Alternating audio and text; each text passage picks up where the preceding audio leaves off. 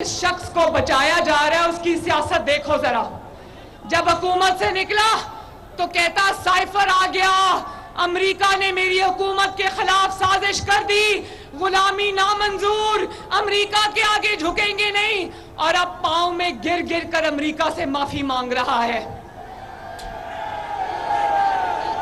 उसी झूठे साइफर की बुनियाद पर इसने अपनी हुकूमत तोड़ी, अपनी असेंबलियां तोड़ी और कहता रहा ये इंपोर्टेड हुकूमत है। कल भी अपने जमानत पाक में, जमान पाक नहीं जमानत पाक, क्योंकि घर के अंदर जाके जमानत मिलती है, उसका नाम आज से जमान पाक नहीं जमानत पाक रख दिया मैंने। कल वो जमानत पाक में बैठकर अमेरिकनों से मीटिंग कर रहा था, तो जिनको इंपोर्टेड कहता था, हमें कहता था इंपोर्टेड हुकूमत है, आज उसी अमेरिका के हाथों एक्सपोर्ट होने को तैयार बैठा है। लोगों को कहता था गुलामी की जंजीरें तोड़ दो, हम कोई अमेरिका के गुलाम हैं। लोगों की गाड़ियों पे स्टिकर लगवाकर खुद अमेरिका से माफी मांगकर पतली गली से निकल गया। लॉन्ग मार्च नाकाम, लॉन्ग मार्च के लोगों के बच्चों को कहता रहा निकलो, खुद हेलीकॉप्टर में हवा में मोहल्लत रहा। तो उस लॉन्ग मार्च ने नाकाम नहीं होना था तो और क्या होना था।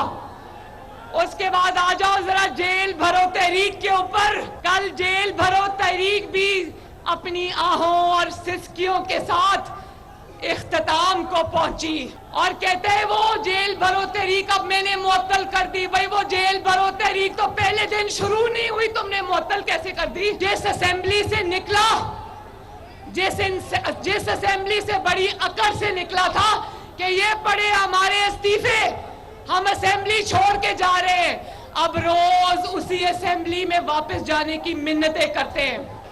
ऐसे शख्स की दरखास्तें नहीं सुनते, ऐसे शख्स को पागल खाने में भर्ती कराते हैं। 70 साल के कर्जे 4 साल में दुगने करके पूछता है डॉलर का रेट क्यों बढ़ रहा है। IMF के साथ कीमतें बढ़ाने का मुआहदा करके पूछता है कि महंगाई क्यों हो रही है। पैनामा साजिश के जरिए हमारे सरों पे मुसल्लत होने वाला कौम से पूछ रहा है कि मईशत की तबाही क्यों हुई।